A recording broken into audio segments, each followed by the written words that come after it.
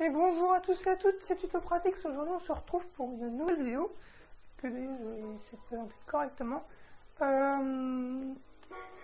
Ouais, pas trop fort non plus, je suis pas tout seul.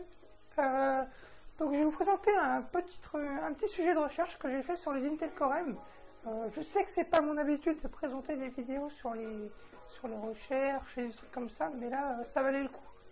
Donc j'ai mis du temps à créer cette page. J'ai mis à peu près 3 heures, 3-4 heures à faire mon page. Parce qu'il faut rechercher tout ça, les exemples que va y avoir. Donc attention, je tiens à préciser des trucs avant de commencer la vidéo. C'est que je peux me tromper sur certains points. Donc dites-le dans les commentaires, j'essaierai de rectifier ça dans la description, ou mettre des annotations. Donc voilà. Le Intel Core M, processeur de chez Intel, est sorti en 2014. Donc ils ont commercialisé le Intel Core M, donc voilà, 2014. Le Intel Core M, il a une équivalence à un Intel Core i9, mais lui, il ne sera jamais commercialisé pour cause, il n'existe pas encore. Donc d'après ce que j'ai compris, Intel voulait commercialiser un processeur sous un i9. Donc c'est ce que j'avais vu sur internet. Mais à ce qui paraît, le projet est tombé à l'eau, tout ça, nanana. Donc voilà. Donc Intel Core M est moins puissant qu'un Intel Core i3. Il se situe donc tout en bas de la pyramide des corps. Mais il fait quand même partie de la famille des corps. Donc on a le Core M, Intel Core i3, i5, i7. Donc voilà. Pour ça, voilà, donc il fait partie de la famille des corps. Seuls les processeurs Intel Inside sont dispensés de ventilateurs, car ils sont à faible consommation et limités en performance. Par exemple, j'ai un exemple là. J'ai une tablette sous Windows 7. Sous Windows 7 Starter. Elle est en Atom. Et je l'avais déjà démonté. Et je n'ai pas vu de ventilateur dedans. Pourquoi? Parce que vous voyez là comment c'est très fin. Très fin. Donc voilà. Voilà pourquoi il n'y a pas de... C'est des PC et tablettes en fait. Mais ils sont obligés de ne pas mettre de ventilateur. Sinon, ça ferait ça. Ce serait un truc épais comme ça, non? Mais bon, oui, maintenant le progrès fait qu'on peut faire des ventilateurs comme ça. Ils sont à faible consommation, les processeurs concernés sont les Intel Atom et les Intel Celeron, car les Intel Core M sont loin d'être des processeurs à faible performance. Mais le point fort, c'est qu'ils consomment pas beaucoup de batterie en gros. Comment j'ai marqué ça? C'est qu'ils sont à faible consommation, donc la batterie dure plus longtemps. J'ai pris un petit exemple sur internet. J'ai trouvé un PC Asus ZenBook. Voilà, j'ai pas dit la référence parce qu'elle est un peu longue. Avec un Intel Core i5, la batterie dure environ 9 heures. Alors que pour un Intel Core M, la batterie en fait environ 10. Quand même, ça c'est balèze. 10 heures un PC, moi, ma tablette, quand j'utilisais, elle faisait quoi? 5 heures. 5 heures, c'était un grand max quand même. Quand je l'ai eu en 2010, je me disais déjà, wow, 5 heures de batterie, tu peux aller loin avec ça. Et bien maintenant, on peut aller encore plus loin. Mais après, cela dépend de l'utilisation de l'utilisateur. Voilà. Si par exemple l'utilisateur il utilise Adobe After Effects, Sony Vegas Pro sur une batterie, là par contre la batterie va descendre à une vitesse, mais je dis pas. Donc les processeurs consomment les processeurs comme tout élément dans un PC consomment de l'électricité. Sauf qu'on mesure cette consommation en watts. Donc alors le processeur Intel Core M en fait 4,5 watts. Franchement, c'est pas beaucoup, alors que moi, mon Intel Core i3 en consomme que 35. C'est énorme. sur un an, ça a fait une bonne partie. Ça a fait des gains.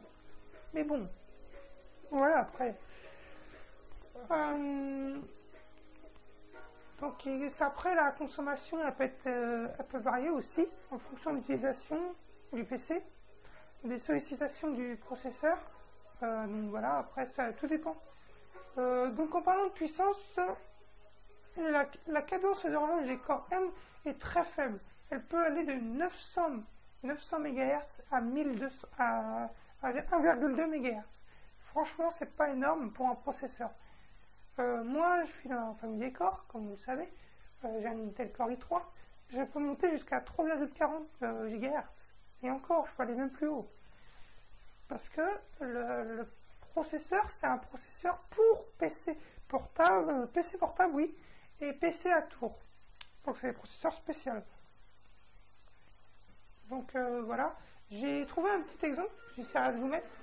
Là j'ai trouvé, je ne sais pas si vous avez...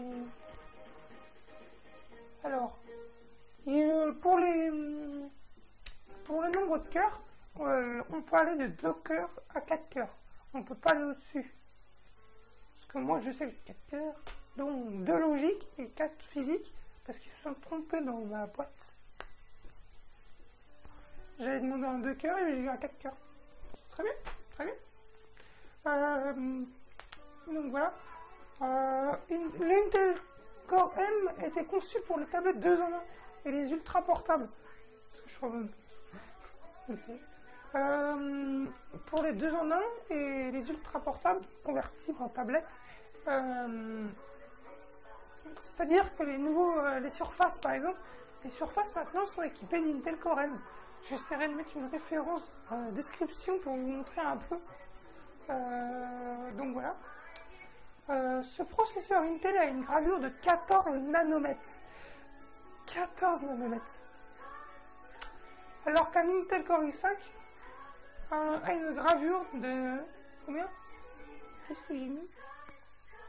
Désolé, c'est que je vois pas. Ah oui, 32 nanomètres. Le nanomètre, donc maintenant on va parler un peu mathématiques, parce que l'informatique ça se révèle aussi, donc, ça se convertit aussi en mathématiques. Donc le nanomètre est 1 million de fois plus petit que le mètre. Oui, donc 1 million de fois plus petit, c'est impossible à calculer. Les processeurs d'Intel ou AMD ont une puce graphique, plus souvent connue sous le nom de chipset. Donc le Intel Core M, lui, il a un chipset compatible 4K. Donc c'est-à-dire une 4000 par 4000. Attendez, c'est énorme, 4000 pixels par 4000 pixels. Alors que c'est un petit processeur. C'est un petit processeur de tablette et il arrive à prendre de la 4K. Alors que le i5, malheureusement, lui, de 2e génération, je pense pas la 3e, prenne la 4K. Moi, je sais que je peux prendre la 4K avec mon processeur et ma carte mère. Alors que je suis un i3, mais 3e génération. On a le tout premier i3 qui était le 2006 ou 2007, je sais plus. Un truc comme ça, je sais plus. Donc voilà, on a le premier, on a le deuxième, et maintenant on a le 3e i3, peut-être un 4e, je sais pas. Ça va loin. Donc ce n'est pas le cas avec Intel Core i3 ou i5, voilà. Donc j'ai trouvé 2-3 petites informations après. On était où? J'ai trouvé sur Apple, une information sur Apple, sur le Apple 2015, le MacBook 2015, pardon. Ils ont adopté le Intel Core M aussi pour leur MacBook, parce qu'ils ont un OS qui tire aussi, et peut-être qu'ils veulent faire de la 4K sur leurs ordinateurs. Mais après, Apple, c'est Apple, voilà. Ce que je dis tout le temps, Apple, c'est spécial, Apple. Faut aimer. Donc j'ai trouvé quelques informations, mais bien sûr in English, parce que je trouvais ça sur le site d'Intel. Donc, quelle est la différence des années de travail? Je crois que ça veut dire ça, Year Mac, Make. Donc on utilise 19% du processeur pour la production de bureaux et des trucs comme ça, pour la bureautique. Après c'est le web application, 12%, on utilise 12% du processeur pour des applications sur le web. La batterie, la durée de batterie, 1h07 de plus que je sais plus quoi. Pour la 3D graphique, on utilise 47% du processeur. Pour convertir une vidéo, 82% du processeur. Et la lumière média, édition de lumière, je sais pas quoi là, édition de lumière média, voilà, c'est ça.